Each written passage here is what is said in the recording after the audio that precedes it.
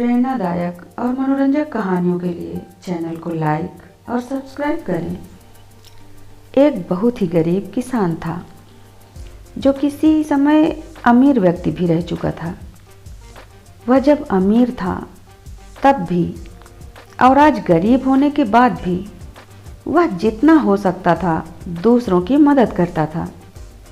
वह किसान जब भी मंदिर जाता तो ईश्वर से धन मांगता ताकि वह दूसरों की मदद कर सके।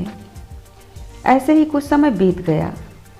एक दिन किसान ने एक सपना देखा कि अगले दिन तुम्हारे घर एक साधु आएंगे। जब वो तुम्हारे घर आए तो घर के अंदर आते ही उनके सर के पीछे डंडे से स्पर्श करना। स्पर्श करते ही वह पूरी तरह सोने के बन जाएंगे। इस तरह तुम फिर से एक अमीर व्यक्ति बन जाओगे। और दूसरे दिन ऐसा ही हुआ। किसान के घर एक साधु ने दस्तक दी। किसान पहले से ही डंडा लेकर तैयार था।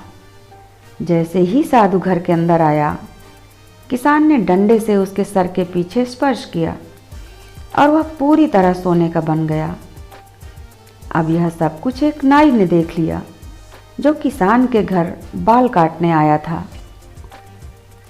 उस नाई ने सोचा, अगर किसी साधु को डंडा मारने से वह सोने में बदलता है तो मैं बहुत ही जल्दी अमीर बन सकता हूँ। उसने तो बस एक ही साधु को डंडा मारा है। मैं एक से ज़्यादा साधुओं को डंडा मारकर उससे भी ज़्यादा पैसे वाला बन जाऊँगा।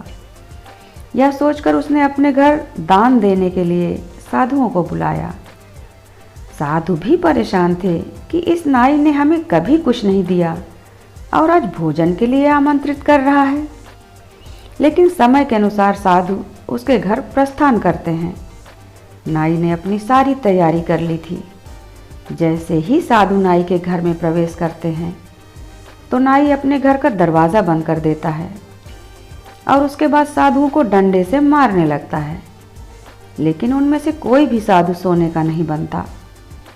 साधु नाई द्वारा पीटे जाने के कारण समझ नहीं पा रहे थे। उस समय मार खाने के बाद सभी साधुओं को गुस्सा आ गया और सभी साधुओं ने मिलकर नाई को खूब मारा और नाई को मारने के बाद उसके घर से चले आए। दोस्तों, हमें किसी की नकल नहीं करनी चाहिए।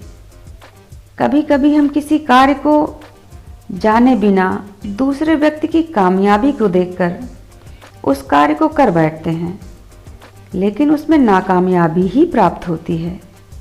तो जिन्हें हम जानते हैं या फिर उस कार्य के बारे में पहले से हमें पूरी जानकारी हो या हम जानकारी प्राप्त कर सकते हैं, तभी उस कार्य को करें। धन्यवाद।